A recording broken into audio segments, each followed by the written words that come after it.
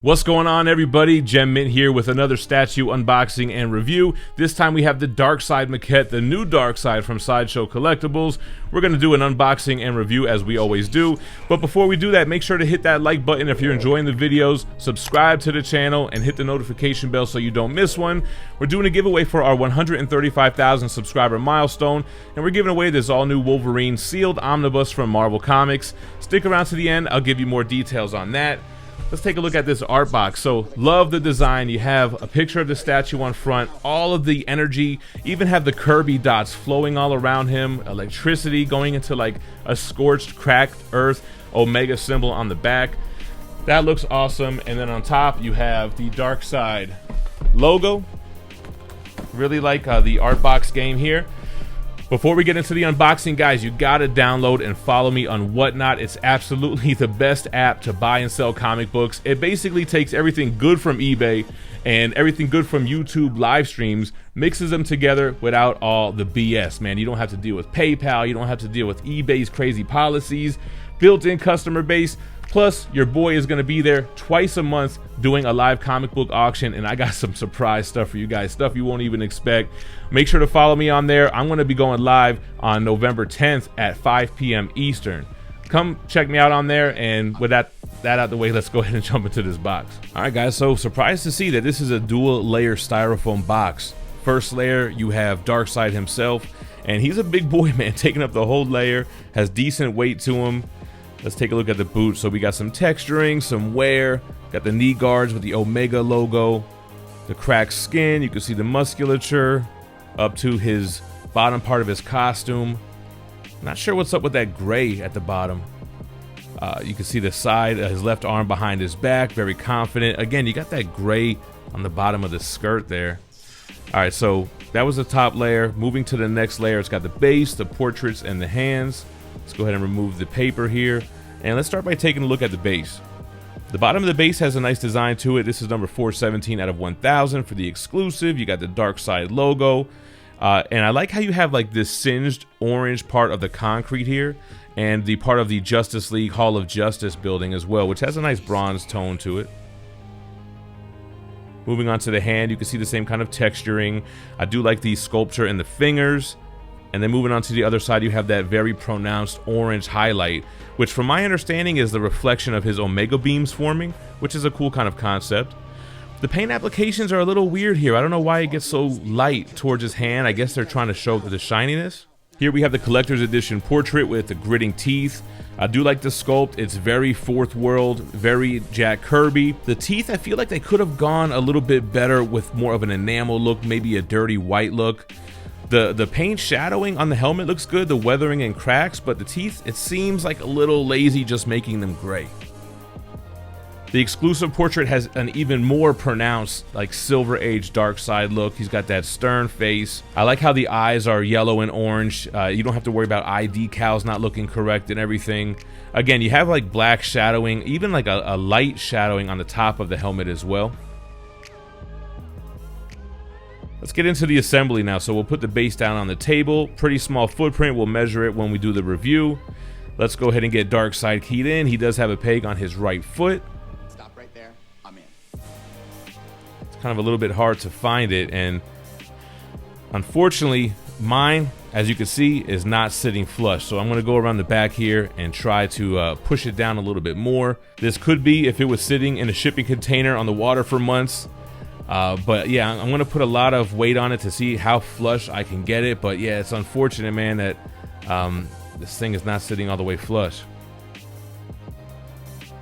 As we let that settle for a little bit, a quick shout out from one of our sponsors, Street Level Hero. SLHLA.com has exclusive variants with new drops every Tuesday and Thursday. I love their brand new Darkhawk 4 variant, which pays homage to Incredible Hulk 340. You can save 10% off of this or any item on the store by using the code GEMMINT at checkout. Same thing with their sister site, THATSPIDERMANBOOTH.com. They have the $30 mystery boxes where you're guaranteed 5 comics of retail value. One of those boxes per round is going to have their GP, their giveaway prize. In this round, it's a raw copy of Batman Adventures 12, the first comic book appearance of Harley Quinn. This round will end on November 10th, so make sure to pick up a box, use code GEMMINT to save 10%, and you can use that code anytime you shop there. Let's go ahead and get his right hand keyed in. Boom, I like the pose, commands a nice strong presence. We'll go ahead and pop on that collector's edition portrait first. I think it looks good. I think that pose, looking at his hand, I do like the sculpt here. And then with the exclusive portrait here, I think you kind of get away with the teeth thing here, right? The mouth's covered, they didn't have to paint the teeth, so you don't really have that as a nitpick, if you will.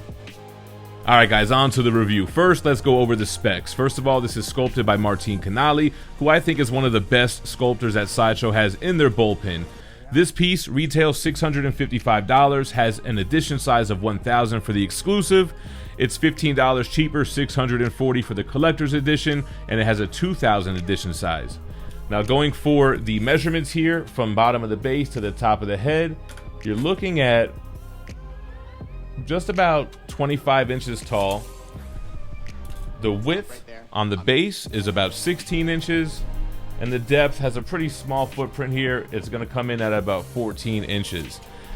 Now, unfortunately, I did see some critiques about the paint online, and I hate to see that kind of stuff before doing a review. I don't want to feel like I'm being influenced by anyone else, but I can agree with a lot of those critiques. Let's start with the base, and we'll start with some of the positives. As you can see here, it looks like I was able to get him down more flush. However, he's not sitting all the way flush to me. If that's an issue that you guys are having, I would recommend you to reach out to Sideshow.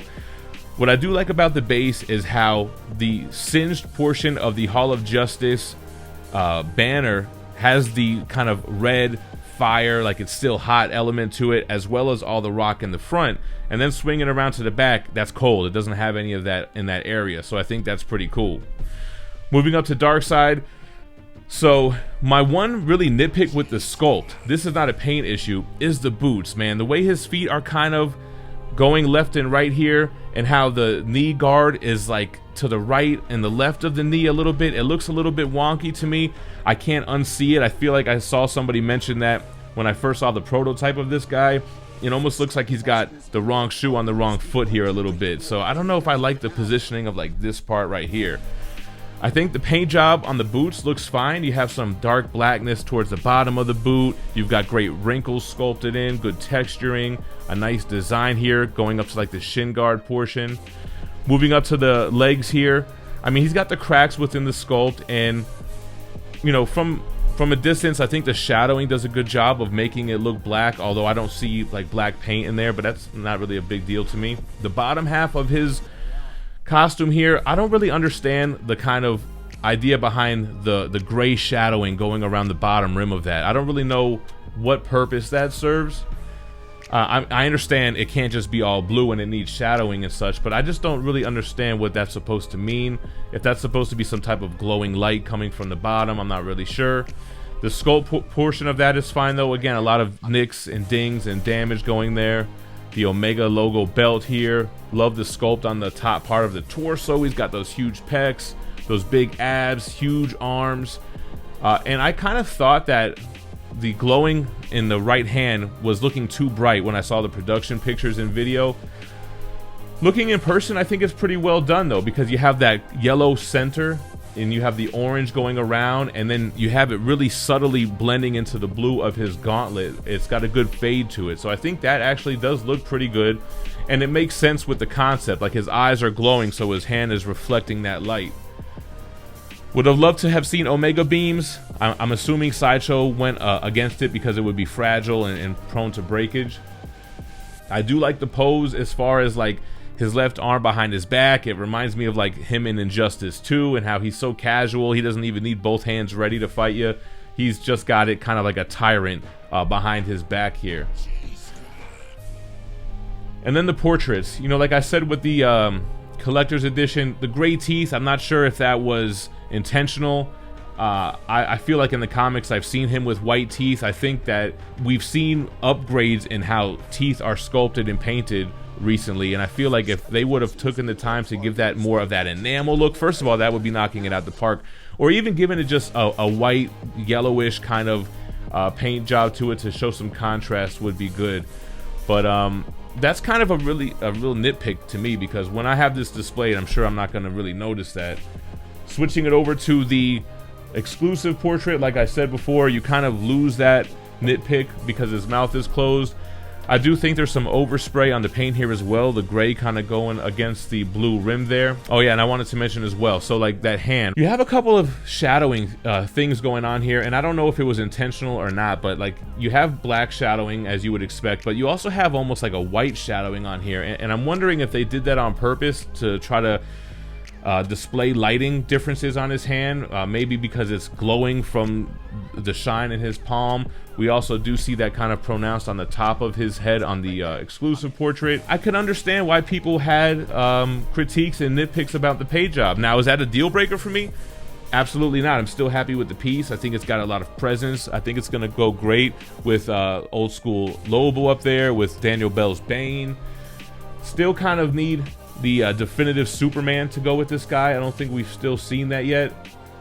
But despite its flaws, I think, you know, once you have it displayed up there, those are nitpicks that you're rarely gonna see. Kind of had a lot to say about this one, man. Let me know what you think about the DARKSEID Maquette in the comments down below. Am I out of pocket? Do you agree with the things that I'm saying? Did I miss anything that I should have said? I know I saw critiques about his pose looking like he's leaning forward, but I feel like that's a DARKSEID pose. I don't really see him standing straight up would make much of a difference. He's got his chest poked out. He's saying it with his chest.